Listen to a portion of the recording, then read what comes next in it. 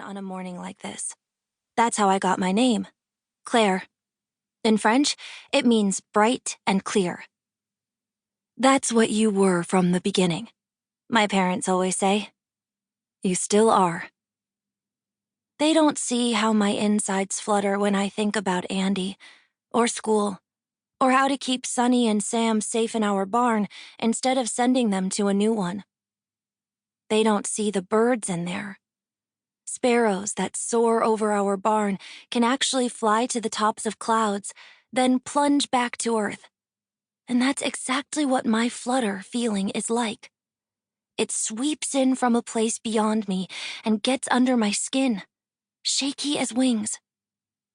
I don't know exactly where my sparrows go when they leave, but they visit more and more now that Andy's gone. By the time I get to the mailbox, my hair's tangled under my chin. I brush it back, pull the metal door until it squeaks open, slip the letter in. Next comes my favorite part. It was Andy's favorite, too. He was the one who explained we had to tip the red flag up with our fingers so that Mr. Meyer, who's been driving mail around our back road since Mom was my age, knew he needed to stop and take what we'd left inside. Dad says we used to fight over who got to put up the flag. But by the time my memory kicks in, Andy was already letting me do it every time, lifting me at the waist so I could reach as high as I needed. I raise myself a little on my toes now, even though I don't need to anymore, and push the flag up myself. Dear Andy, I wrote this time. Guess what? I miss you. Chapter 2. Back from the barn already? Dad's frying eggs and potatoes at the stove. He doesn't need to turn around to know I'm on the front porch, stamping driveway dirt from my boots. Just mailed a letter. Came back for my hat. I grab it out of the basket by the door and tuck it over my ears. In the living room, Mom pushes her chair back from the desk. She's spent a lot of time there lately, staring at the computer, looking for jobs. But now she bends her head around the doorway to the kitchen and wags her finger at me. Told you it was cold. I hold up my hands. You might have been right. This time. Mom laughs, then wraps her hands around the mug of coffee Dad offers. She sighs, and the wrinkles that scrunch up her forehead go soft and smooth. Just what I needed, she says. Dad kisses her on the cheek.